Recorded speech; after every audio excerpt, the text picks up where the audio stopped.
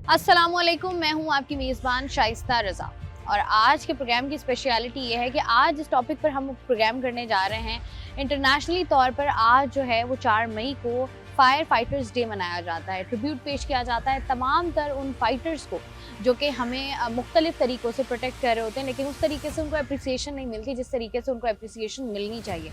अगर हम पाकिस्तान की बात करें और पाकिस्तान के बाद अगर हम बात करें सिंध की, हमारे पास एक ऐसा इदारा मौजूद है जिसको हम रेस्क्यू 1122 कहते हैं, जिसने बहुत ही तेज़ी से अपनी जगह बनाई है। और एक ऐसा इदारा है जो कि आपको कभी भी कोई भी ऐसी नागहानी सूरत हाल पैदा हो जाती है, कभी भी कहीं पर आग लग जाती है या हमने देखा है कि पानी में कोई इस तरह की नागहानी सूरत हाल आ जाती है, पेश आ जाती है कि कोई डूब रहा होता है, इस तरह की मुख्तलिफ चीज़ें हैं। First aid treatment, first aid box किस तरीके से फ़र्स्ट एड दी जाती है, नहीं दी जाती है, तमाम तर इस तरह की जगहों पर जहाँ पर ख़तरात जो है वो होते हैं और जहाँ पर इंसानी जानों के ज़ाया होने का ख़तरा होता है या इंसानी जानों को बचाने की बात आती है, वहाँ पर हमें रेस्क्यू 1122 नज़र आता है। तो हमने सोचा कि क्यों ना आज के दिन की मुनासबत से इनको ट्रिब्यूट पेश किया जाए और ना सिर्फ ट्रिब्यूट पेश किया जाए बल्कि इनसे जाना भी जाए कि किस तरीके से ये लोग काम करते हैं। कराची शहर में कितना मुश्किल होता है काम करना, क्या क्या मुश्किलात पेश आती हैं और किस तरीके से ये लोग ऑपरेट कर रहे होते हैं।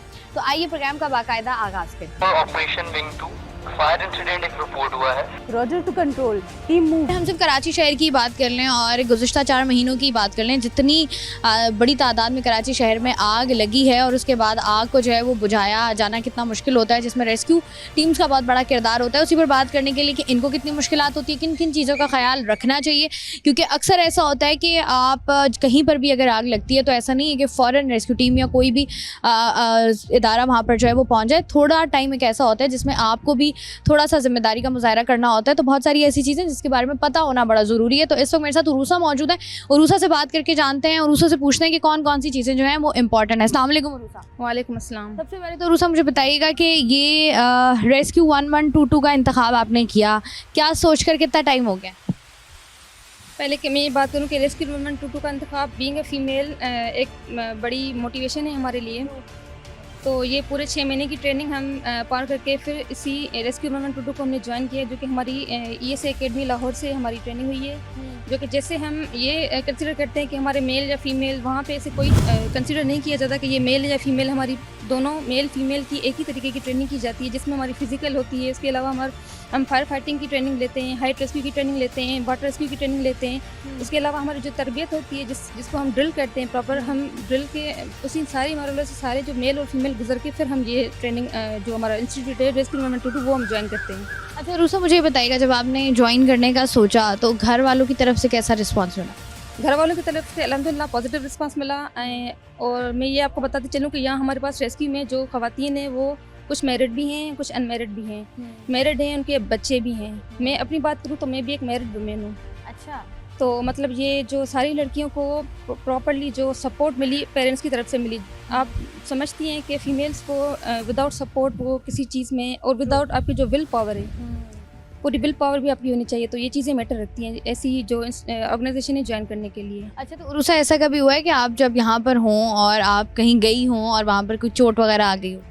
ज़ाहिर सी बात है, इंसिडेंट्स हमारे ऐसे ही होते हैं जो लाइफ थ्रेटनिंग होते हैं। प्रॉपर्ली हम अपनी जान को ख़तरे में डाल के अगले की जान बचाते हैं। तो ये माइनर मेजर इंजरीज़ होती रहती हैं। तो वो उसके तकरीबन जो हमारे रेस्क्यूअर्स हैं, चाहे मेल हो चाहे फीमेल हो, चीज़ों के आदी हैं, तो फर्स्ट एड प्रोवाइड की जाती है। तो ये चीज़ें इतनी हम मैटर नहीं करती। तो हम जस्ट अपनी जॉब से इतना होता है, उनको मोटिवेशन होती है, इतने वो इंथुसियास्ट होते हैं कि वो उस चीज़ को डील करें।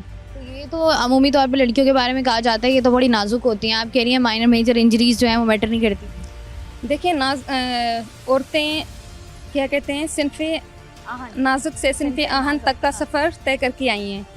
तो माशाल्लाह हमारी जो ख़वातीन हैं वो वेल ट्रेंड हैं, वेल क्या कहते हैं, हमारी साइकोलॉजिकली फ़िज़िकली वो हमारी वेल ट्रेंड है। किसी भी मुश्किलात को वो आसानी से डील कर सकती हैं। ऐसा ही है जी, जिस तरीके से हम बात कर रहे हैं कि कितना मुश्किल हो जाता है किसी के लिए भी, और ऑब्वियसली बात है कोई भी शख्स हो इस दुनिया में कहीं पर भी हो, सबसे पहले इंसान की कोशिश होती है कि अपनी जान को बचाया जाए। लेकिन बहुत सारे ऐसे लोग हमारे इर्द गिर्द मौजूद होते हैं जिनको हम उस तरीके से अप्रिशिएट नहीं करते हैं जिस तरीके से किया जाना चाहिए, जो अपनी जान को जो है वो जोखिम में डालकर आप लोगों की जान बचाने की कोशिश करते हैं। अच्छा, आप ज़रा मुझे बताइएगा कौन कौन से इक्विपमेंट्स यहाँ पर मौजूद हैं और इनका इस्तेमाल क्या है, और अगर कहीं आग लग जाती है, आप लोग अभी नहीं पहुँचे हैं, तो फिर क्या करना चाहिए जो आम लोग होते हैं उनको? अच्छा, ये जो आप मेरे अकब में देख रहे हैं, ये हमारी फायर रेस्क्यू व्हीकल है। ये जो सारी हमारी फायर फाइटिंग की इक्विपमेंट से ये रिलेटेड हमारे करते हैं इस फायर रेस्क्यू व्हीकल के। ये जो सारे इक्विपमेंट्स हैं, इसमें हमारे टूल्स हैं, कुछ इक्विपमेंट्स हैं, कुछ एक्सेसरीज है जो हमें हेल्प करते हैं किसी भी फायर इमरजेंसी को डील करने में। ये सारी जो आप इक्विपमेंट्स देख रहे हैं, ये सारी इक्विपमेंट्स किसी भी फायर फाइटर को फायर इमरजेंसी को डील करने में हेल्प करते हैं। जिसमें आप हमारे देख सकते हैं टूल्स हैं, जिसमें हमारे ये नोजल्स हैं, जेट नोजल्स हो गए, और ये हमारे मल्टीपर्पज़ नोजल्स हो गए। ये जेट नोजल्स हैं, ये हमारे होजेस के साथ अटैच होते हैं, इसके थ्रू हम फायर फाइटिंग करते हैं। ये हमारे क्या कहते हैं मल्टीपर्पज़ नोजल्स हैं, ये भी हमारे इसी होज के थ्रू कनेक्ट होके ये हमारी गाड़ी से लगता है। इसमें फिर हमारा ये होज कनेक्ट होता है, जिसके थ्रू हम फायर फाइटिंग करते हैं। तो इसमें जेट बनता है, फायर जेट बनता है। इसमें हम 3 चीज़ें बना सकते हैं, जेट भी बन सकता है, शावर भी हो सकता है, और इस तरीके से हमारी फायर फाइटिंग होती है। और ये कुछ हमारे इक्विपमेंट्स है, जैसे आप ये सकते हैं, ये सक्शन एडाप्टर है। ये अगर आप किसी भी नदी नाला देखते हैं, अगर आपको पानी आपकी गाड़ी में नहीं है, आपका ख़त्म हो गया, किसी नदी नाले में आप पानी देखते हैं, तो ये सक्शन एडाप्टर हमारा इस होज के साथ कनेक्ट होता है। फिर ये होज हमारा पूरा इस व्हीकल के साथ कनेक्ट होता है। फिर उसके थ्रू हम सक्शनिंग करते हैं, जिससे हमारी फिर गाड़ी भी फिल होती है और हमारी फायर फाइटिंग भी होती है। अच्छा, जिस तरीके से आप लोग जब आग बुझाने की कोशिश कर रहे थे, उससे पहले बड़ा इंपॉर्टेंट होता है कि आप लोग जो है वो फुली प्रिपेयर्ड हो, आप लोगों का प्रॉपर एक यूनिफॉर्म होता है। मुझे उसके बारे में भी बताइएगा कि वो क्या है, क्या क्या आप लोग पहन रहे होते हैं, किस किस तरीके से उसका इस्तेमाल हो रहा होता है, और उससे उसको पहनने से आपको क्या उससे प्रोटेक्शन मिल रही होती है। अच्छा, जो आप यूनिफॉर्म की बात कर रही हैं कि ये हमारा, इसको हम बोलते हैं फायर टर्न आउट गियर, जो कि हमारा ये रेस्क्यूअर है। ये हमारा पूरा फायर टर्न आउट गियर है, जिसमें आपका ये टी शर्ट और ट्राउज़र होती है। इसके अलावा ये आपका फेस मास्क होता है, जिसमें जो अटैच होता है हमारा पीछे SCBA के साथ, सेल्फ कंटेंट ब्रीथिंग apparatus से। ये पूरी रेस्क्यूअर की सेफ्टी के लिए यूज़ होता है। मीन्स इसके थ्रू रेस्क्यूअर अगर किसी भी धुआंधार जगह में एंटर होता है, तो इसके थ्रू वो सांस ले सकता है। आप थोड़ा टर्न होके पीछे टर्न होके जरा बताइएगा कहाँ पर। ये SCBA self content breathing apparatus, इसमें हमारी फ्रेश एयर होती है। और ये कितने टाइम के लिए होता है? ये तकरीबन आपका 45 मिनट्स तक चल सकता है। ठीक है, तो ये अगर आप पहनते हैं और पहनने के बाद आप किसी ऐसी जगह पर जा रहे हैं जहाँ पर नॉर्मली आप नहीं जा सकते हैं, तो कितना आसानी आप लोगों को हो जाती है? इससे ये होता है कि जो अब अगर आप किसी बिल्डिंग में आग लगती है, तो वहाँ पे इतना धुआं होता है कि आपको नॉर्मल बंदे को सांस लेने में बहुत तकलीफ होती है। तो जब ये रेस्क्यूअर पहनेगा, तो उसको इसके थ्रू फ्रेश एयर आएगी, तो इससे ऐसा फील होता है कि आप एक ताज़ा हवा में सांस ले रहे हैं। तो जब तक क्या कहते हैं, फिर ये हमारी जो रेस्क्यूअर्स की पोजीशंस चेंज होती रहती हैं। ये हमारी जो क्रू होता है, 3 का क्रू मतलब होता है, जो होस्ट को फायर फाइटिंग करने में होता है। ठीक है। फ्रंट में हमारे जो तीनों को हमारा ये टर्न आउट गियर होता है। तो ये फिर अपनी पोजीशन चेंज करते रहते हैं। अगर कोई बंदा थक जाता है, तो फिर उसकी जगह वो उसको रिप्लेस दूसरा कर देता है। अच्छा, मुझे बताइएगा कि बहुत सारी ऐसी बिल्डिंग्स होती हैं, अगर हम कराची की स्पेसिफिकली बात करें, जो कि बहुत ही कंजस्टेड होती हैं, वहाँ पर आग लग जाती है, तो वो बुझाना बड़ा मुश्किल होता है। तो आप मुझे बताएं कि अगर बहुत सारी ऐसी बिल्डिंग्स जहाँ पर आग लग चुकी है, कौन सी ऐसी बिल्डिंग्स हैं जिनमें आग बुझाना ज़रा ज़्यादा मुश्किल होता है आप लोगों के लिए, और लोगों को वहाँ से रेस्क्यू करना भी मुश्किल हो जाता है? अच्छा, ये तकरीबन जो ऐसी बिल्डिंग के हैं जिसमें हमारी कंजस्टेड रोड्स हो गई या कंजस्टेड गलियाँ हो गई, मोस्टली वहाँ पे हमारे फायर फाइटर को दिक्कत होती है। फिर इसमें हमारे पास जो टेक्निक्स होती हैं कि हम जितनी करीबी कोशिश करें अपनी गाड़ी पार्क करते हैं। फिर जो हमारे पास हॉजेस होते हैं, ये हमारे पास हॉजेस डिफरेंट साइजेस के होते हैं, जिसमें 100 फुट का भी हॉज होता है, 150 फुट का होता है, 50 फुट का हॉज होता है। तो हम जो मेजर बड़े हॉजेस हैं, वो उनको हम आपस में कनेक्ट करते हैं, 3 से 4 से 5। फिर हाइट भी आप देखते हैं बिल्डिंग की। फिर वहाँ से हमारा रेस्क्यूअर उस होज को लेके ऊपर तक पहुंच सकता है। तो ये हमारी कनेक्शंस होती हैं होजेस की। अच्छा, तो मुझे बताएं, जब किसी बिल्डिंग में आग लगती है, सबसे ज़्यादा फर्स्ट प्रायोरिटी पे आप लोगों का काम क्या होता है? मतलब कोशिश होती है आग बुझाई जाए, लोगों को रेस्क्यू किया जाए, लोगों को बाहर निकाला जाए, और बिल्डिंग ऊंची हो तो फिर किस तरीके से निकालते हैं, वो बताइएगा। अच्छा, जो फर्स्ट प्रायोरिटी होती है आपकी अपनी सेफ्टी होती है। जब तक अगर आप सेफ नहीं है, तो आप अगले की जान नहीं बचा सकते। उसके अलावा हम देखते हैं अगले की सेफ्टी। अगर किसी बिल्डिंग में आग लगी है, अगर वहाँ पे हमारा विक्टिम मौजूद है, हमारी प्रायोरिटी वही होती है कि हम उस विक्टिम को पहले निकालें।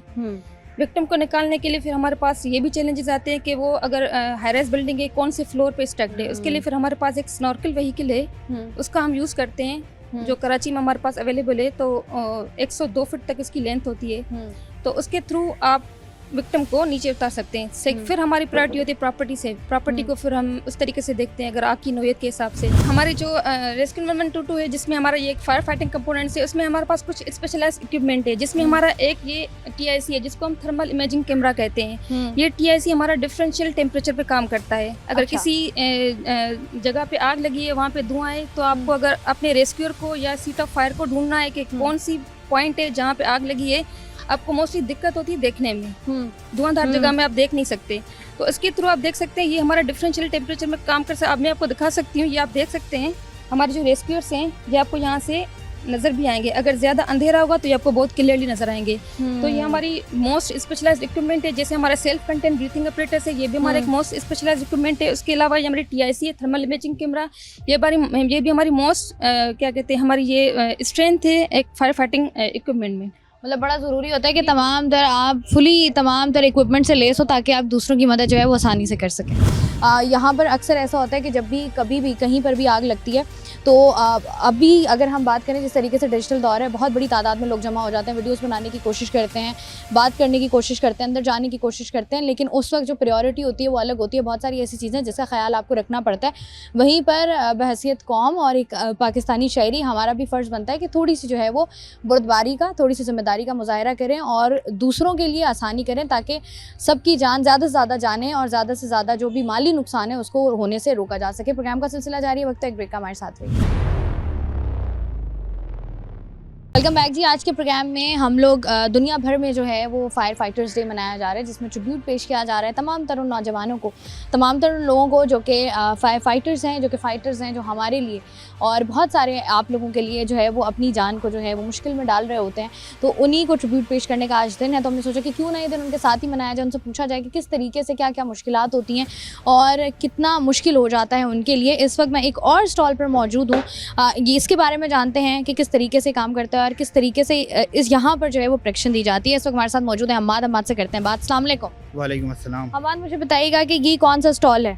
ये जो आप देख रही है ये बेसिकली वाटर रेस्क्यू का स्टॉल है और ये स्पेशलाइज्ड व्हीकल है, वाटर रेस्क्यू व्हीकल। अगर कोई भी हमारे पास इमरजेंसी आती है ड्राउनिंग की, जिसमें वाटर इन्वॉल्व हो, या कोई जैसे हमारे पास मेजोरिटी कराची के अंदर जो इमरजेंसीज आती है वो बेसिकली आती है गटर में कोई बच्चा गिर जाता है या कोई विक्टिम गिर जाता है, तब हम ये वाली टीम और ये वाली गाड़ी मोबिलाइज करते हैं। आप जिस तरह देख रही है इसी तरह ये हमारे पास ये स्पेशलाइज सारे सूट है, ये स्लश सूट है, स्पेशलाइज सूट है। इन केस ऑफ हमारे पास अगर डर्टी वाटर या नाले का पानी है तो फिर हमारे जो रेस्क्यूअर्स है वो ये सूट पहन के वहाँ पे फिर अपने तलाश करना स्टार्ट करते हैं विक्टिम्स को। अच्छा अहमद, कितना मुश्किल होता है, क्योंकि ये बात आपकी बिल्कुल सही है कि कराची शहर में जिस तरीके से आजकल या गुज़िश्ता 2 सालों की बात कर लें, जितनी बड़ी तादाद में गटर में बच्चे जो हैं वो गिरकर जाँ बहक हुए हैं, तो ये कितना मुश्किल हो जाता है? देखिए, सबसे पहले तो इशू ये होता है कि हमें मिलती ही नहीं है कि क्या लाइनें जा रही हैं वहाँ पे, कहाँ पे विक्टिम हमारा जैकेट जहाँ से निकला है यहाँ पे ट्रैप हुआ है। तो सबसे पहले तो हमें इस चीज़ का आइडिया करना पड़ता है, हमें वाटर बोर्ड को, सेवरेज बोर्ड को ऑनलाइन लेना पड़ता है, वो हमें गाइड करते हैं अपनी GIS सिस्टम के थ्रू कि देखिए यहाँ पे ये लाइन जा रही है, फिर हम उस हिसाब से ऑपरेशन स्टार्ट करते हैं। उसमें काफ़ी वक्त लग जाता है और क्या कहते हैं, लेकिन ये है कि जब हमारे पास पिन पॉइंट लोकेशन हो जाती है, आप ये सोनार देख रहे हैं इसके थ्रू, और हमारे पास रडार मौजूद है। बताएं ना इनके बारे में आके, इसको क्या कहते हैं? ये बेसिकली हमारे पास साइड स्कैन सोनार है। अगर कोई विक्टिम ऐसे हमारा फ्रेश वाटर के अंदर कोई विक्टिम की ड्राउनिंग हुई है और वो हमें नहीं मिल पा रहा, तो इसको हम लोग आप फ्रेश वाटर के अंदर सबमर्ज करेंगे और उसके बाद इसके साथ हमारे पास डिस्प्ले आ जाता है कि कोई विक्टिम आया कि पानी के अंदर इस लोकेशन पे और इस जगह पर मौजूद है। अच्छा, तो ये मतलब अगर फ्रेश वाटर हो, ये बेसिकली ये स्पेशलाइज्ड इक्विपमेंट है फॉर द फ्रेश वाटर। तो इससे आप लोगों को कितनी आसानी हो जाती है? देखिए, इससे आसानी हमारे लिए बड़ी हो जाती है, यानी कि हमारा जो एक प्रोसेस है कि हम एक अनकंडीशनली वाटर के अंदर ढूंढ रहे होते हैं कि कहाँ पे विक्टिम है, इससे हमें पूरा का पूरा जो ग्राफ होता है उसमें हमें व्यू हो जाता है कि यहाँ पे डेड बॉडी या आया विक्टिम हमारा ट्रैप है, और वहाँ से जाके हम इजीली फिर उसको एक्सट्रिकेट कर लेते हैं। ठीक है, इसके अलावा बताइएगा कौन कौन सी चीज़ें होती हैं जो आप इस्तेमाल कर रहे होते हैं? ये हमारे पास ड्राई सूट है जो कि हमारे पास जो हमारे डाइवर्स हजरात होते हैं वो पहनते हैं। ये हमारे पास स्कूबा है, बेसिकली जब भी हमें ड्राउनिंग करनी, हमें डाइव करना होता है वाटर के अंदर, तो हम ये यूज़ करते हैं, जिससे हमारा जो डाइवर है वो अपने आप को सेफ रखता है और ऑक्सीजन फ्रेश एयर उसके पास अवेलेबिलिटी रहती है। ये स्लश सूट है, कोई भी ऐसा एनवायरनमेंट जहाँ पे कंटेमिनेटेड वाटर होता है तो वहाँ पे जो हमारे रेस्क्यूअर्स होते हैं वो यूज़ करते हैं। इवन के जब अर्बन फ्लडिंग में हमें विक्टिम को एक्सट्रिकेट कराना होता है, उसके लिए हमारे पास ये लाइफ जैकेट मौजूद है, लाइफ बॉय मौजूद है। तो ये बेसिकली जो हमारे व्हीकल है इसके अंदर वाटर रेस्क्यू के लिए तमाम इक्विपमेंट मौजूद होते हैं। इवन के है, इसके अंदर हमारे पास inflatable boat with OBM motor जो बोट को चलाने के काम आती है, वो भी हमारे पास इसमें वेल इक्विप्ड होती है। अच्छा अमाद बताइएगा, जिस तरीके से हम बात कर रहे हैं ना, जैसे कहीं पर सैलाब आ जाता है, क्योंकि हमने देखा है सिंध में हर साल कहीं ना कहीं इस तरह का कोई वाक़या पेश आता है, वहाँ पर या कहाँ पर आप लोगों की ज़रूरत पड़ती है जहाँ पर आप लोग ऑन बोर्ड होते हैं? देखिए, जब भी सैलाब की सूरत हाल होती है तो इमरजेंसी जैसे ही लगा दी जाती है तो वहाँ पे हमारी टीम डिप्लॉयड हो जाती है। ठीक है। अब अगर सैलाब आता है और जहाँ पे हमारे विक्टिम ट्रैप्स हो जाते हैं तो हमारे पास वहाँ पे बोट्स मौजूद है, फाइबर बोट्स मौजूद है, इन्फ्लेटेबल बोट मौजूद है, OBMs मौजूद है, लाइफ बॉय लाइफ जैकेट्स हमारे पास मौजूद है। हमारी टीम वहाँ पे ट्रेन टीम प्रोफेशनल्स मौजूद होते हैं। तो टीम को वहाँ से जो पब्लिक है वहाँ को उनको सेफली एक्सट्रिकेट कराने के लिए हमारी टीम वहाँ पे मोबिलाइज हो जाती है फॉर्म। ठीक है। इसके अलावा और कौन कौन सी जगहों पर आप लोग ऑन बोर्ड होते हैं? जैसे Basically- आपने बताया ना कि गटर में कोई बच्चा डूब गया तो आप लोगों की ज़रूरत पड़ती है, कहीं सैलाब आ गया, समुंदर में इस तरह की नागहानी सूरत हाल पेश आ गई, समंदर के अंदर जो नागानी सूरत हाल आती है, अगर वहाँ पे पाकिस्तान नेवी की जुरिस्डिक्शन है तो वो वहाँ पे ऑपरेट करते हैं। अगर हमारी जुरिस्डिक्शन आती है तो हम वहाँ पे ऑपरेट करते हैं। इवन कि जब हमारे पास ज़्यादातर कराची के अंदर और दूसरे डिविजन्स के अंदर जो हमारे पास इशू आते हैं वो बेसिकली आता है वेल रेस्क्यू का। वेल रेस्क्यू में भी जो हमारे जो विक्टिम्स गिर जाते हैं या बच्चे गिर जाते हैं तो उनको रेस्क्यू करने के लिए भी हम लोग फिर वाटर रेस्क्यू की व्हीकल वो मूव करते हैं और ट्रेन स्टाफ यहाँ से मूव करते हैं। अच्छा अमन, मुझे ये बताइएगा कि नॉर्मली कहते हैं ना कि बहुत सारी ऐसी चीज़ें जैसे फर्स्ट एड का हर इंसान को पता होना चाहिए, उसी तरीके से कहा जाता है कि स्विमिंग के बारे में कुछ बेसिक्स आपको आनी चाहिए ताकि इस तरह की सूरत हाल हो तो बचा जा सके। अब फॉर सपोज को बंदा समंदर में चला गया है, अब वो उसको कुछ नहीं आता, उसको तैरना नहीं आता, क्या एक दो चीज़ें जिसका ख्याल रखा जा सकता है अगर आप बचाना चाहते हैं खुद को बचाना चाहते हैं तो फिर एहतियात करें, जितने आपका कहते हैं आप उतने ही समंदर में जाए, क्योंकि जो लहरें होती है वो तो फिर बर्दाश्त नहीं कर पाती है। नहीं तो क्या करना चाहिए, कुछ है इसका तरीक़ेकार? बस अपनी सेफ्टी का ख्याल रखिए और जो हाई टाइड्स है उन सीजन्स में आप मूव ना करें समंदर के अंदर। बड़ा ज़रूरी है जिस तरीके से हम लोग जो हैं वो हमें नज़र आ रहा था बहुत बड़ी तादाद में, जब पूरे शहर में जो है वो दफ़ा नाफिज कर दी जाती है, उसके बावजूद भी बहुत बड़ी तादाद में लोग जो है वो हमें नज़र आ रहे होते हैं।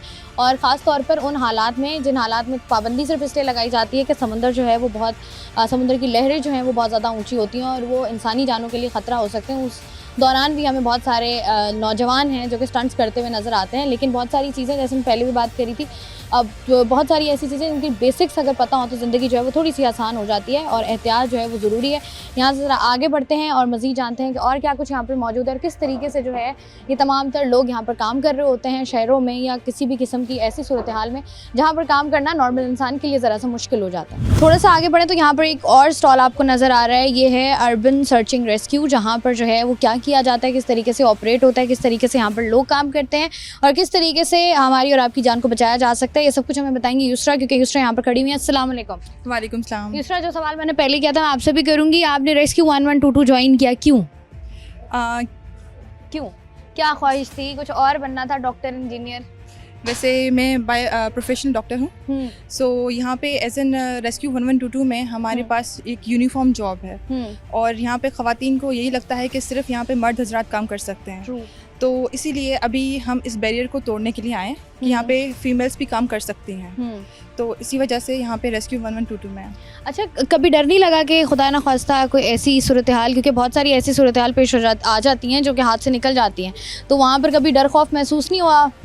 जी, हमने लाहौर अकेडमी से 6 माह का ट्रेनिंग कोर्स किया है, जिसमें हमें ये सब चीज़ें बताई गई हैं कि सेफ्टी को आपने देखते हुए किस तरीके से आपने काम करना है और किस तरीके से आपने यहाँ पे लोगों की खिदमत सर अंजाम देनी है। सही है, ठीक है जी। अच्छा, अब आ जाते हैं अर्बन सर्चिंग पे। दूसरा मुझे बताइएगा किस तरीके से काम करता है, कहाँ पर ये इस्तेमाल किया जाता है? जी, ये हमारा स्टॉल जो अभी आप यहाँ पे विजिट कर रही हैं अर्बन सर्च एंड रेस्क्यू है।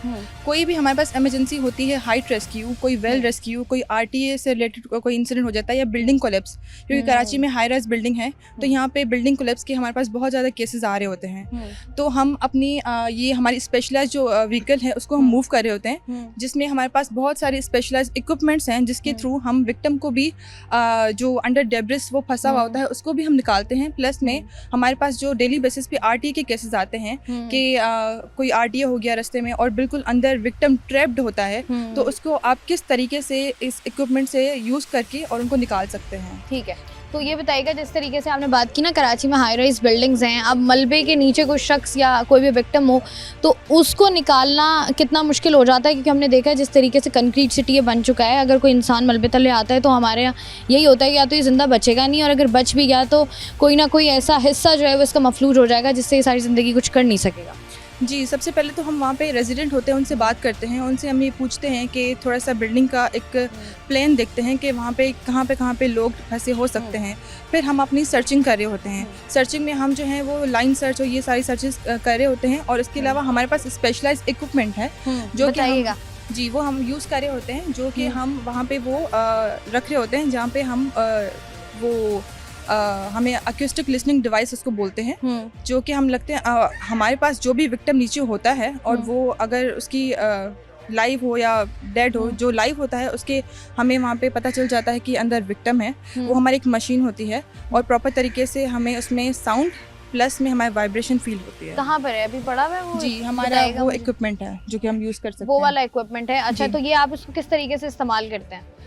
जी बिल्कुल, वो अब जैसे आप किसी बिल्डिंग में मौजूद हैं तो ये इसको किस तरीके से आप इस्तेमाल करेंगे? एक्चुअली वो हम जो है वो लगाते हैं, हमारे वो अक्यूस्टिक लिसनिंग डिवाइस रखते हैं, पूरे उसमें 6 हमारे कंपोनेंट होते हैं, वो रखते हैं उस बिल्डिंग कोलैप्स के ऊपर, और उसके रखने के बाद फिर हम जो है वो एक कम्युनिकेशन करते हैं कि कोई भी अगर विक्टिम है, अगर हम हमारी आवाज़ सुन सकता है तो हमें या तो नॉक करे या तो आवाज़ करे, या तो हम किसी भी तरीके से हमें एक सिग्नल पहुँचाए कि वो अगर लाइव है हम सुन सकता है तो हमें वो बताए। अच्छा, मुझे बताएं कि जैसे हम ये बात कर रहे हैं ना, अगर कोई बिल्डिंग है जो कोलैप्स की है, वहाँ पर आप लोग भी, अगर कोई भी शख्स जाता है और दोबारा से आपको नहीं पता कि कहाँ से कौन सी चीज़ और मज़ीद गिर जाए, तो आप लोग कौन से ऐसे प्रिकॉशंस ले रहे होते हैं मेजर, जो आप लोगों को लगता है कि लेने चाहिए, जो ज़रूरी हैं अगर आप ऐसी किसी बिल्डिंग के अंदर जा रहे हैं? जी, सबसे पहले तो हमारे पास जो सेफ्टी इक्विपमेंट्स होते हैं, जैसे कि हमारे पास हेलमेट है, हमारे पास ग्लव्स है, हमारे पास ये जैसे आप देख रही हैं कि पूरा फायर टर्न आउट गियर पहना हुआ है इन्होंने, उसमें हमारे पास प्रॉपर उसकी शू पहना हुआ है, और वो प्रॉपर तरीके से हम इक्विपमेंट हम अपनी सेफ्टी देखते हैं, अपनी सेफ्टी को देखते हुए फिर हम उनको सिक्योर करते हैं। ठीक है, और ये जो इतने सारे इक्विपमेंट्स पड़े हुए हैं, इनमें से कोई 2-3 इक्विपमेंट्स के बारे में बताइएगा हमें। जी, सबसे पहले कि हमारे पास जैसे कि आरटी के केसेस होते हैं, तो हमारे पास ये हाइड्रोलिक रैम्स हैं जिसको हम यूज़ कर रहे होते हैं, जैसे गाड़ी बिल्कुल दबी हुई है तो हम इसके थ्रू हम इसको गाड़ी को ऊपर उठाते हैं। अब ये 2 किस्म के होते हैं, एक हमारा होता है हाइड्रोलिक के किस्म, हाइड्रोलिक जिसको हम जो हमारे जो वहाँ पे पावर पैक पड़ा हुआ है जो कि हम उस तरीके से भी यूज़ कर सकते हैं। तो और दूसरी जो हमारी चीज़ होती है मैनुअल भी होती हैं, जो वो पड़ी हमारी मैनुअल रेंज से, लेकिन हम मोस्टली कोशिश करते हैं कि हम हाइड्रोलिक यूज़ करें क्योंकि इनकी पावर बहुत अच्छी तरीके से होती है और हम अपनी गाड़ी को लिफ्ट करके विक्टिम को निकाल सकते हैं। ठीक है। सेकेंडली हमारे पास जो मोस्टली यूज़ होता है वो हमारे पास ये स्प्रेडर है। तो जैसे कि आप लोग देख रहे हैं कि स्प्रेडर है, कोई भी ये हमारे पास स्प्रेडर है, कहीं भी कोई आरटी हो जाता है तो हम ये स्प्रेडर के थ्रू भी कर सकते हैं, इसलिए हम कटिंग भी कर सकते हैं, हम स्प्रेड भी कर सकते हैं। ठीक है। जैसे कि हमारे पास वो रॉड्स वगैरह होती हैं उसको हम कट करना, तो ये भी कर सकते हैं। प्लस में हमारे पास जैसे कि अभी मौसम ख़राब हो रहा है, बारिशें होती हैं, मानसून का मौसम आता है, तो हमारे पास ट्री फॉल के बहुत केसेस आते हैं, तो उसके लिए हम जो है वो चेन सॉ यूज़ कर रहे होते हैं, जो कि हम ट्री कटिंग करके और वहाँ से अपने विक्टिम को निकाल सकते हैं। जैसे कि हमारे पास ये सर्च कैम है, कोई भी हमारे पास जैसे कि यहाँ पे कराची में मोस्टली गटर और नाले बहुत वो होते हैं, तो 100 फीट के होते हैं, तो वहाँ पे मोस्टली आपने सुना होगा कि कोई विक्टिम यहाँ पे गिर गया सफाई करते हुए, तो हमारे पास ये सर्च कैम है जो कि स्पेशलाइज्ड इक्विपमेंट है, जिसकी जो लेंथ है हम अगर इसको नीचे भेज सकते हैं तो 75 फीट तक है, और इसके साथ साथ जो विक्टिम नीचे फंसा हुआ होता है उससे हम 2 वे कम्युनिकेशन कर सकते हैं। हम उसको देख भी सकते हैं, इसमें कैमरा भी है, और प्लस में हम उसकी सुन भी सकते हैं, हम उससे बातचीत भी कर सकते हैं। तो हमारे पास ये स्पेशलाइज्ड इक्विपमेंट है, और इसके साथ साथ ये हमारे पास एयर जंपिंग कुशन है। कोई भी अगर जैसे कि विक्टिम फंसा हुआ होता है, जैसे कि हाई राइज बिल्डिंग में और नीचे से बिल्डिंग कोलैप्स हो जाती है, ऊपर विक्टिम फंसा हुआ है, तो हम इसको बिल्कुल हमारे सिलेंडर के साथ फिल करते हैं, और फिल करने के बाद हम जो है वो जैसे नीचे वो जंप कर रहे होते हैं, तो हमारे पास सेफ्टी प्रिकॉशन के साथ हम ये भी यूज़ कर सकते हैं। उसके अलावा हमारे पास ये जो व्हीकल है ये फुली इक्विप्ड है, जैसे कि कहीं ऐसे एरियाज़ होते हैं जहाँ पे लाइट का इशू आता है, तो हमारे पास ये जो है 2.5 kVA और 5 kVA का जो जनरेटर है यहाँ पे है, तो हम इसके थ्रू अपने इक्विपमेंट्स यूज़ कर सकते हैं, और इसके साथ साथ वहाँ पे हम मैं ऑपरेशन करने में ईजी हो जाता है। अच्छा, कुछ ऐसे, जैसे मैं पहले भी बात करी थी, कुछ ऐसे इलाके कराची शहर की बात करें बड़े कंजस्टेड होते हैं, तो वहाँ पर इक्विपमेंट्स को कैरी करना और फिर उनको इस्तेमाल करना है, गाड़ियों को खड़ा करना कितना मुश्किल हो जाता है फिर ऑपरेशन करना वहाँ पर? जी बिल्कुल मुश्किल हो जाता है, लेकिन फिर भी हम अपने इक्विपमेंट वो एक जगह से दूसरी जगह शिफ्ट कर सकते हैं और वहाँ पे ऑपरेशन अपना कंटिन्यू कर सकते हैं।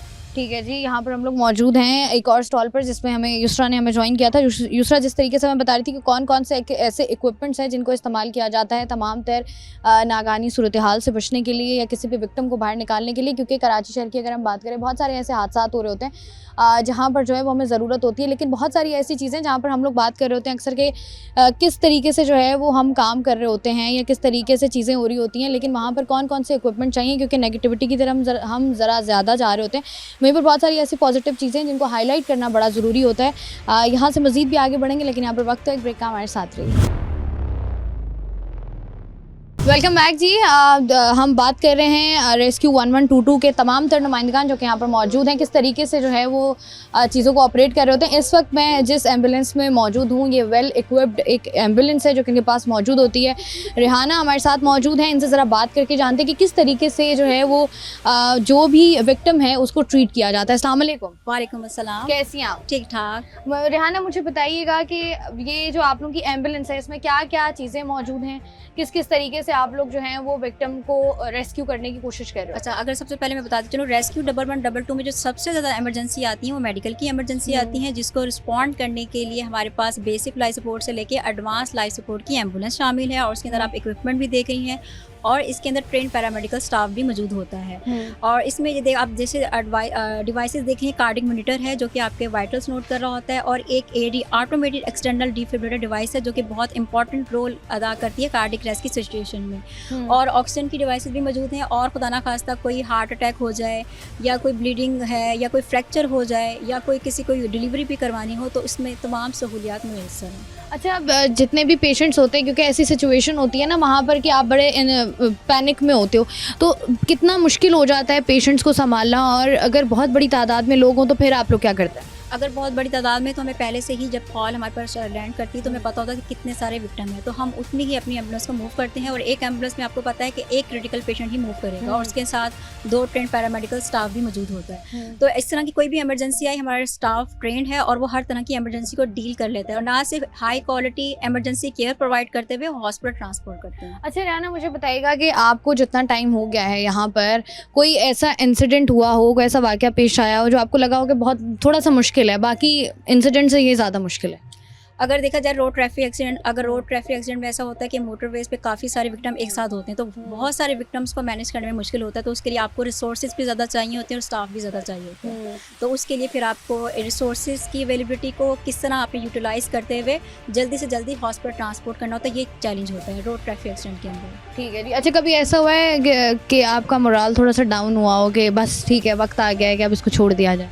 नहीं, क्योंकि मुझे शुरू से ही शौक़ है कि मैं इस तरह का काम करूं जिसमें इंसानी खिदमत शामिल हो, और शुरू से मुझे मेडिकल की तरफ आने का भी शौक़ था, और यहाँ पे भी मैं मेडिकल इमरजेंसी को भी देख रही हूँ, साथ में ट्रेनिंग भी करवा रही हूँ। तो ये मेरा शुरू से ही शौक़ था बचपन से, तो मेरा कभी मोराल कम नहीं हुआ, यानी कि हर दिन हर नया पेशेंट और हर नई ट्रेनिंग्स को देख के मैं और मेरा मोराल हाई होता है। ठीक है जी। हम लोग इस वक्त मौजूद थे एम्बुलेंस के अंदर, जिस तरीके से यहाँ पर हमें रिहाना बता रही थी कि जिस तरीके से तमाम तरह इक्विपमेंट्स मौजूद हैं, जिस तरीके से जितने भी पेशेंट्स होते हैं उनको रेस्क्यू किया जाता है, और कोशिश की जाती है कि तमाम तरह लोगों को ट्रीट किया जा सके और उनको जो है वो हॉस्पिटल्स में पहुँचाया जाए। ये भी एक टास्क होता है, और रोज़ाना की बुनियाद पर ये काम करना है, क्योंकि आपको 24/7 अलर्ट रहना पड़ता है। जितना बड़ा ये शहर है, वहाँ पर हादसा जो है वो रोज़ाना की बुनियाद पर जो है वो रिपोर्ट हो रहे होते हैं, और उसके बाद बहुत बड़ी तादाद में हमें लोग नज़र आ रहे होते हैं रेस्क्यू करते हुए।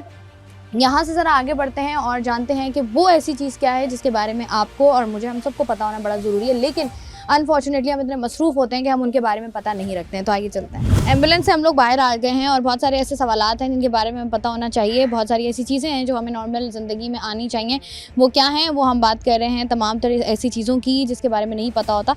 रेस्क्यू 1122 में कौन कौन सी ट्रेनिंग्स दी जाती हैं, हम रिहाना से ही पूछते हैं। रिहाना, मुझे बताइएगा कौन कौन सी ट्रेनिंग्स यहाँ पर जो है वो कराई जाती है? यहाँ पे जो हम कम्युनिटी को करवाते हैं, सबसे ज़्यादा जो इंपॉर्टेंट है उसमें एमरजेंसी फर्स्ट रिस्पॉन्डर ट्रेनिंग है, जिसके अंदर हमको ये भी बताते हैं कि बेसिक फायर सेफ्टी किस तरह लेनी है, और आग लग जाने की सूरत में एज अ फर्स्ट रिस्पॉन्डर उन्हें अपना क्या किरदार अदा करना है। डिजास्टर मैनेजमेंट हो गया, और मेडिकल की एमरजेंसी होगी जिसमें हार्ट अटैक हो गया, स्ट्रोक हो गया, जलने का वाक़या हो गया, और कोई डूबने का वाक़या हो गया, तो इस तरह में हमारी टीम के आने से पहले एक फ़र्स्ट रिस्पॉन्डर को अपना क्या किरदार अदा करना चाहिए, इस तरह की हम तमाम ट्रेनिंग्स करवाते हैं। और सिलसिले में हमारा डिफरेंट ऑर्गेनाइजेशन, स्कूल, कॉलेजेस और लॉ इन्फोर्समेंट के डिपार्टमेंट के साथ कोलैबोरेशन है, जिसके रिगार्डिंग हमने 2 सालों के अंदर 450 ट्रेनिंग में 26,000 लोगों को ट्रेन कर दिया है।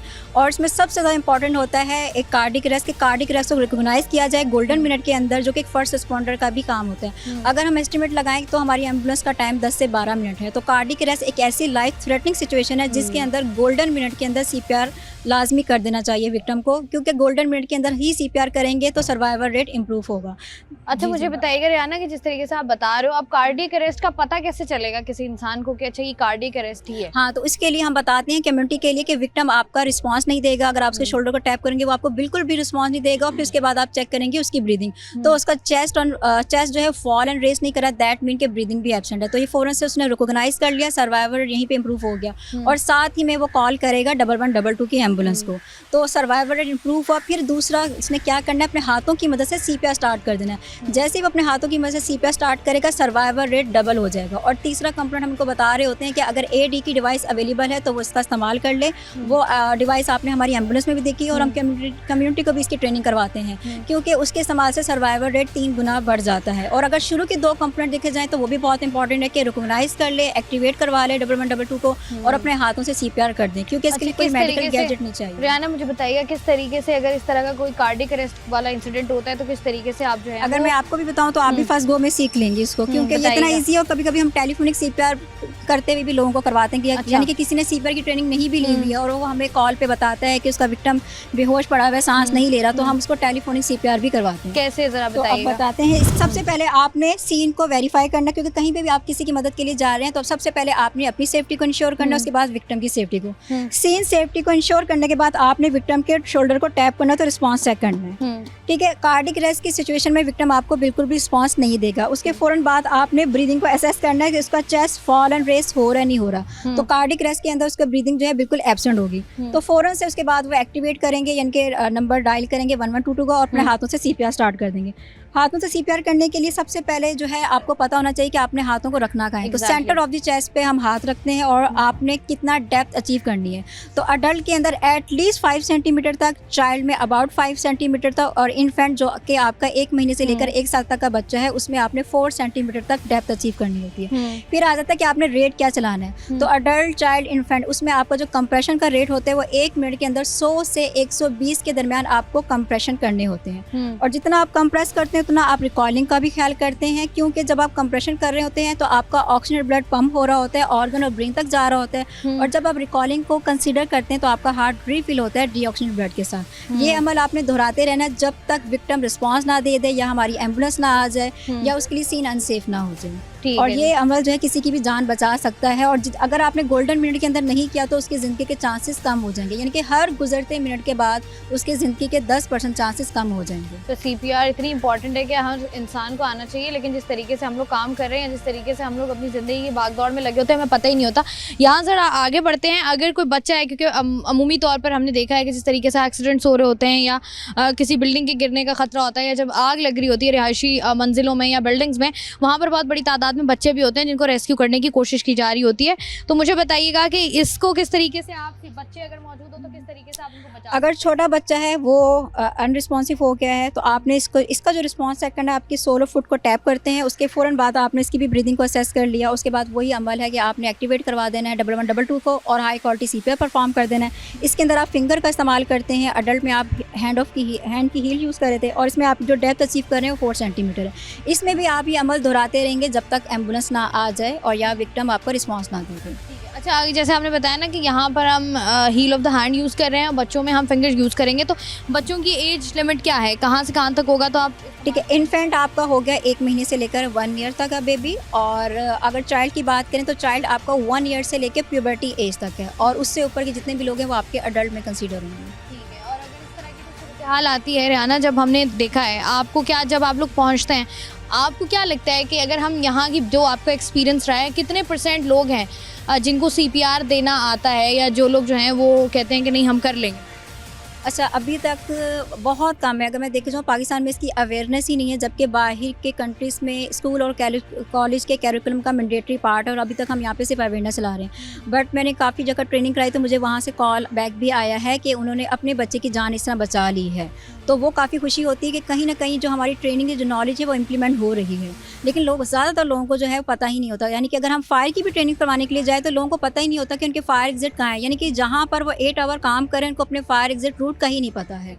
और CPR और कार्डिक अरेस्ट की सिचुएशन में वो सिर्फ रिकॉग्नाइज करने में ही टाइम वेस्ट कर देते हैं। इनको ये भी नहीं पता होता कि उनका हेल्पलाइन नंबर क्या है, किस एमरजेंसी को आपने एक्टिवेट करना है।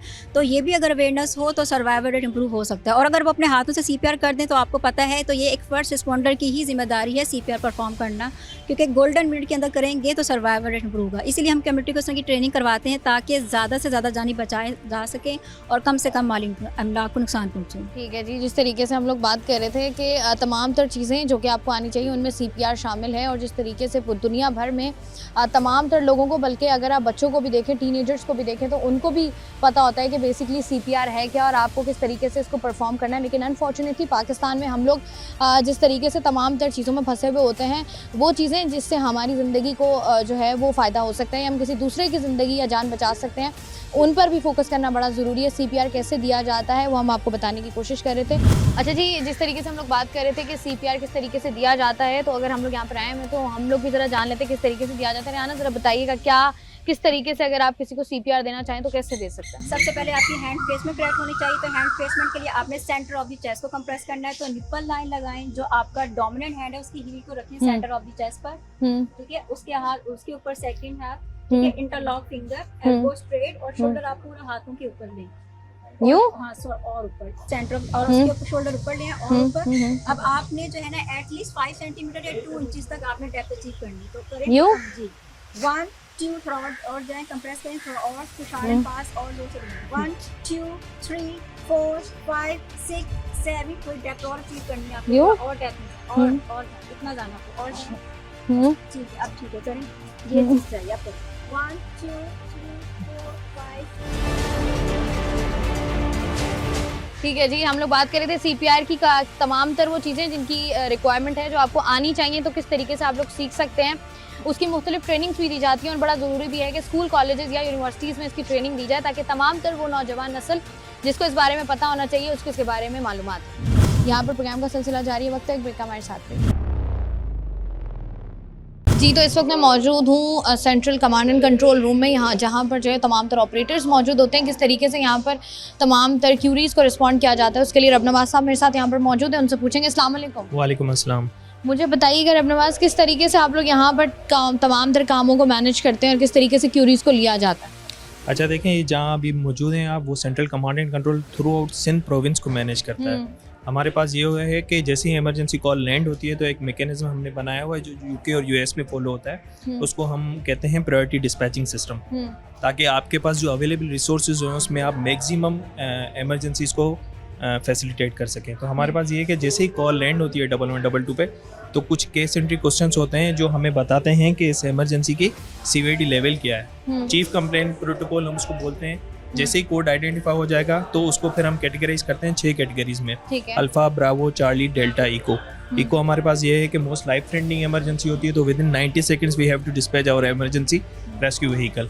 और उसके बाद ये है कि बहुत सारी इमरजेंसीज हमारे पास ऐसे भी होती है जिसमें हमें ऑन कॉल सपोर्ट भी प्रोवाइड करनी होती है। फॉर लेट से अगर कोई स्ट्रोक या कार्डिक अरेस्ट का पेशेंट है, तो जब तक हमारी हेल्प अराइव नहीं होती, रेस्क्यू की टीम वहाँ पे पहुँचती नहीं, तब तक हमारा कॉल ऑपरेटर उस कॉलर के साथ इंगेज रहता है, उसको CPR भी करवाता है और अटेंडेंट के थ्रू जो पॉसिबल रिकवरी की टेक्निक्स हैं वो यूज़ होती हैं। तो रबनवाज, कितना मुश्किल हो जाता है जब लोग कॉल कर रहे हो, क्योंकि हमने अक्सर देखा है कि जब भी इस तरह का कोई नंबर दिया जाता है, प्रैंक कॉल्स भी आ रही होती हैं, उसके बाद लोग परेशान भी कर रहे होते हैं, फारे घर पे बैठे हुए, चलो यार ये ट्राई करके देख लेते हैं, इस तरह की कॉल्स आती हैं? जी बिल्कुल, क्योंकि 1122 जो है टोल फ्री नंबर है, कोई भी चार्जेस इसके लिए पे नहीं होती, तो हमारे पास 40% जो है रिलेवेंट और प्रिंग कॉल्स का रेशो होता है। 40%? जी हाँ। तो ये क्या कहेंगे आप, क्योंकि आलमी दिन भी मनाया जा रहा है फायर फाइटर्स का, इतनी बड़ी तादाद में जो लोग हैं जो इस काम को, जो कि इतना सीरियस और इतना सिवियर नौयत का काम है, उसके बावजूद भी लोग उसको सीरियसली नहीं ले रहे। तो बिल्कुल, हम तमाम चैनल्स पे यही मैसेज देते हैं कि आप इस नंबर को बिलावजा मसरूफ़ ना रखें, क्योंकि अगर किसी एक कॉल की वजह से हो सकता है कोई जेन्युइन इमरजेंसी कंप्रोमाइज़ करे। तो हम हर प्लेटफॉर्म पे यही मैसेज देते हैं कि 1112 सिर्फ उसी सूरत में आप डायल करें जब आपके पास जेन्युइन इमरजेंसी हो। ठीक है जी, central command and control room में हम लोग मौजूद थे। रब नवाज साहब हमारे साथ मौजूद थे। बहुत शुक्रिया आपका। जिस तरीके से यहाँ पर तमाम तर ऑपरेटर्स मौजूद हैं जो यहाँ पर काम कर रहे हैं, यहाँ पर स्क्रीन्स भी लगाई गई हैं जहाँ पर तमाम तर लोगों को मॉनिटर किया जाता है, तमाम तर क्यूरीज़ को सुना जाता है और उसके बाद यहाँ से ऑपरेट किया जाता है। और जिस तरीके से हम रब नवाज साहब से बात कर रहे थे और वो कह रहे थे कि 40% का रेशो है उन तमाम तर लोगों का जो कि इसको अपनी इंजॉयमेंट के लिए या just for the sake of fun या प्रैंक कॉल्स कर रहे होते हैं। जस्ट बिकॉज के ये एक टोल फ्री नंबर है तो ये आप अंदाज़ा कर सकते हैं कि कोई भी कहीं पर किसी किस्म की सिवियर इमरजेंसी होगी, but just because of your prank call number जो है वो कहीं पर एंगेज होगा तो वो इमरजेंसी जो है वो कहीं ना कहीं नेगलेक्ट हो जाएगी। तो यहाँ पर जैसे मैं पहले भी बात करी थी कि यहाँ पर थोड़ा सा आपको जो है वो सेंसिबिलिटी का मुजाहरा करना होता है, ज़िम्मेदाराना मुजाहरा करना होता है, जो कि माशाल्लाह से हम कर नहीं पाते उस तरीके से जिस तरीके से करना चाहिए। यहाँ से आगे बढ़ेंगे और मज़ीद बात करेंगे रेस्क्यू 1122 के हवाले से और बनाम सरकार की टीम। हमारी टीम जो है वो ट्रिब्यूट पेश करी उन तमाम तरह फायर फाइटर्स को जो कि दुनिया भर में जहाँ पर भी मौजूद हैं, क्योंकि आज मनाया जा रहा है उनका आलमी दिन। सिंध इमरजेंसी रेस्क्यू सर्विस, मैं आपकी क्या मदद कर सकती हूँ? ठीक है सर, फौरी तौर पर एड्रेस बताइए मुझे। नाजाबाद नंबर 1 में घर के पास कोई मशहूर जगह। ठीक है, बाकी सर थोड़ी से रिसीव करवा लेंगे एम्बुलेंस को। ठीक है, नाम क्या है आपका? मोबाइल नंबर आपका? ठीक है, आप मुझे ये बताइएगा आग किस तरह लगी है और किस चीज़ में लगी है? ठीक है, अंदर कितने विक्टिम मौजूद हैं? ठीक है सर, हम फायर ब्रिगेड और एम्बुलेंस दोनों को रवाना करवाने की बिल्कुल कोशिश कर रहे हैं। ठीक है, लोकेशन मैं आपको अपडेट कर दे रही हूँ कहाँ मौजूद है। रन पे मौजूद रहेगा प्लीज़। लाइन पर रहने का बेहद शुक्रिया। आपको इन्फॉर्म करना चाहूँगी एम्बुलेंस जो है वो 230 है जो कि हमने रवाना करवा दिया है। फायर ब्रिगेड भी हमारा अमला जो है वो रवाना हो चुका है, आपकी जानिब जल्द से जल्द पहुँच जाएगी। ठीक है, बहुत शुक्रिया सर आपके ताउन का। Sir emergency rescue service call करने का शुक्रिया। आज के पूरे प्रोग्राम में हम लोग बात कर रहे थे कि दुनिया भर में जिस तरीके से आज फायर फाइटर्स का आलमी दिन मनाया जा रहा है उस तरीके से नहीं सराहा जाता जिस तरीके से सराहा जाना चाहिए इन तमाम तर लोगों को जो कि अपनी जान की परवाह किए बगैर हम सबकी जान को बचाने की कोशिश करते हैं। इसी पर बात करने के लिए हमारे साथ इस वक्त हसन मौजूद है। हसन से जानते हैं कि किस तरीके से जो है ये तमाम तो प्रोसेस होता है, कितना मुश्किल होता है और लोग जो है वो किस तरीके से रिस्पॉन्ड करते हैं। अस्सलाम वालेकुम। वालेकुम सलाम। कैसे हैं आप? अल्लाह का शुक्र। आप हसन, सबसे पहले मुझे बताइएगा कि कितना अरसा हो गया आपको ज्वाइन किए हुए रेस्क्यू? ये रेस्क्यू 1112 की जब से बुनियाद सिंध में आई है तब से हम उससे मुंसलिक हैं, क्योंकि हम पायनियर बैचेस से हैं। तो इनिशियली जो 2 बैचेस ट्रेंड होकर आई थी पंजाब रेस्क्यू से, तो मेरा भी ताल्लुक़ उन्हीं से ही है और शुरू से ही हम इसमें अपनी खिदमत सर अंजाम दे रहे हैं। तो किसी भी किस्म की कोई भी शिकायत हो शहर में वो रेस्क्यू 1122 पे आप कॉल करें। मैं आपको एक अपना शायद कंट्रोल रूम में उन्होंने हवाला दिया हो कि हमने एक पायलट प्रोजेक्ट के तहत जेंडर डेस्क जो है इंट्रोड्यूस कराई हुई है। ये वो डेस्क है जिसमें हमारी एक जेंडर डेस्क ऑफिसर फीमेल 24 घंटे बैठी होती हैं। वो स्पेशलाइज्ड हैं जेंडर बेस्ड वायलेंस पे, स्टडीज़ उनकी हुई हुई होती है। तो उनको ये हट के जो कंपोनेंट आपने बाहर देखेंगे उससे हट के मैं आपको बता रहा हूँ कि इस तरह की एमरजेंसीज़ जिनमें ख़वातीन पे कोई घरेलू तशद्दुद हो गया या कोई भी ऐसी चीज़ जो जाहिर सी बात है कि वो पुलिस में रिपोर्ट नहीं करवा पा रहे, क्योंकि पुलिस की प्रेजेंस या उनका रिस्पांस जो है उनके लिए शायद उस तकलीफ़ को बढ़ा सकता है या वो तशद्दुद ज़्यादा सीवियर हो सकता है, तो वो 1122 को बताते हैं। वो जेंडर डेस्क ऑफिसर जो है उनकी कंप्लेंट को कैटर करते हैं और रेलेवेंट अथॉरिटी को इतनी कॉन्फिडेंशियल और सीक्रेट तरीके से बताया जाता है कि शायद उस कॉलर को भी नहीं पता होता कि उसका मसला किस तरह से हल हो गया है। तो इस तरह से हमें मल्टीपल लोगों की तरफ से बिलखुसूस जो घरेलू ख़वातीन हैं उनसे केसेस रिपोर्ट हुए हैं कि तशद्दुद का जो कि उनके अपने हस्बैंड कर रहे हैं, वो फ़ोन नहीं कर पा रही 15 लेट से कि वो फ़ोन करती हैं, तो कहीं ना कहीं उनके फ़ोन डायरेक्टरी में पता लग जाएगा उसके हस्बैंड को, तो वो 1122 कॉल करेंगी एक मेडिकल इमरजेंसी की राय लेने के लिए सॉर्ट ऑफ ऐसे। लेकिन जब वो बताएंगी मुद्दा अपना, तो वो जेंडर डेस्क ऑफिसर जो भी रेलेवेंट अथॉरिटी है, वो चाहे वुमेन प्रोटेक्शन सेल हो या सिंध पुलिस हो, ये सब इंटीग्रेटेड है। 1122 से वन विंडो इमरजेंसी सर्विस का जो एक कॉन्सेप्ट है वो यहाँ पे अपना इम्प्लीमेंट किया जा रहा है। तो वो रेलेवेंट अथॉरिटी उनसे खुद कॉन्टैक्ट करेगी विक्टिम से और जिस हद तक हो सकेगा खामोशी से मसला रिजॉल्व करेंगे। इवन अगर आपको कोई लीगल असिस्टेंस चाहिए तो जो लीगल एड कमिटीज़ बनी होती हैं वॉलंटरली, उनसे भी हमारा इंटीग्रेशन है कि वो आपका कोई भी लीगल इशू है 1122 पे आप कॉल करते हैं तो वो कॉल आपकी डाइवर्ट कर दी जाती है रेलेवेंट अथॉरिटी को। अच्छा हसन, एक इम्पॉर्टेंट सवाल है, जिस तरीके से हम लोग अभी बात कर रहे थे, अब अगर देखा जाए जिस तरीके के हालात हैं पाकिस्तान की, हम बात करें जो पाकिस्तान इंडिया की टेंशन है, उसमें भी ऑब्वियसली बात है आपको जो है वो तमाम तर फोर्सेस जो हैं हमारी वो मौजूद होती हैं, अपना अपना किरदार अदा कर रही होती हैं। वहाँ पर रेस्क्यू 1122 या फायर फाइटर्स का किरदार होता है, क्योंकि बहुत सारे लोगों को नहीं पता। बिल्कुल होता है। वो इस तरह से होता है कि मैं आपको बताऊं कि अभी हमें भी जो अलर्ट्स हैं वो जारी कर दिए गए हैं जो अथॉरिटीज़ हैं पाकिस्तान फोर्सेस की जानिब से। तो उसमें ये कि अल्लाह ना करे, हम दुआ करते हैं ऐसी कोई सिचुएशन नहीं बने, लेकिन अगर बनती है तो rescue 1122 being a rescue party जो है वो उस सूरत हाल में हेल्प आउट करती, क्योंकि उनको पता है कि ये जो डिपार्टमेंट है ये जस्ट रेस्क्यू के लिए काम आएगा और उनको मैन पावर की ज़रूरत होती है या कहीं रिसोर्सेज की ज़रूरत होती है जहाँ पे उन्हें पता है कि उनका रिस्पांस सेकेंडरी है और हमारा प्राइमरी है, तो हम वहाँ पे अपनी खिदमत उनको सरअंजाम दे रहे होते हैं। इवन कहीं सरहद पाकिस्तान नेवी हो, पाकिस्तान एयरफोर्स हो, पाक आर्मी हो, इनके साथ हमारे कोलैबोरेशन हैं, इनको हम ट्रेनिंग्स दे रहे होते हैं फर्स्ट एड की, और इस तरह की सूरत हाल में वो हमारी मदद लेते हैं हर तरह से कि आप इसमें हमारे साथ इंटीग्रेट हो जाए। ठीक है जी, बहुत बहुत शुक्रिया। हसन हमारे साथ मौजूद थे और जिस तरीके से आज के दिन की मुनासबत से हम लोग बात कर रहे थे, दुनिया भर में जिस तरीके से रिकग्नाइज़ किया जाता है इन तमाम तर लोगों को जो कि आप कह लें कि हमारे कौमी हीरो हैं, उस तरीके से पाकिस्तान में इसकी अप्रिसिएशन नहीं है। इसकी बुनियादी वजह यही है कि जिस तरीके से पाकिस्तान में और बहुत सारी चीज़ें हैं उनकी अवेयरनेस नहीं है। बिल्कुल उसी तरीके से ये एक ऐसा इदारा है, ये एक ऐसा आप कह लें सेक्टर है हमारा जिसको निगलेक्ट किया हुआ है, जिसके बारे में उस तरीके से खुल के बात नहीं होती जिस तरीके से बात होनी चाहिए।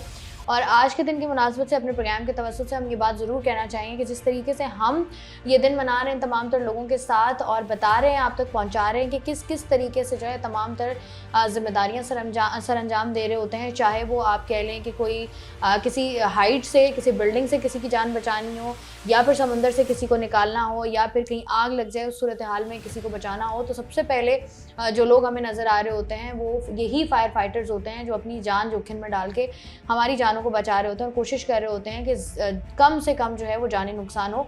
लेकिन अनफॉर्चुनेटली इस तरह की सिचुएशंस में बहुत सारे ऐसे नौजवान भी हैं जो कि अपनी जानें गंवाते हैं, लेकिन उस तरीके से कभी हाईलाइट नहीं होते। ये एक हमारा अलमिया है कि हम उन लोगों को जो कि जिनके आप कह लें दिलों में जज्बा होता है पाकिस्तान के लिए कुछ करने का, इंसानियत के लिए कुछ करने का, उनको भी है तो ये एक थैंकलेस जॉब ही, लेकिन वहाँ पर जिस तरीके से अप्रिसिएशन मिलनी चाहिए कौमी सतह पर उस तरीके से अप्रिसिएशन मिलती नहीं है, जो कि एक अफसोसनाक बात है।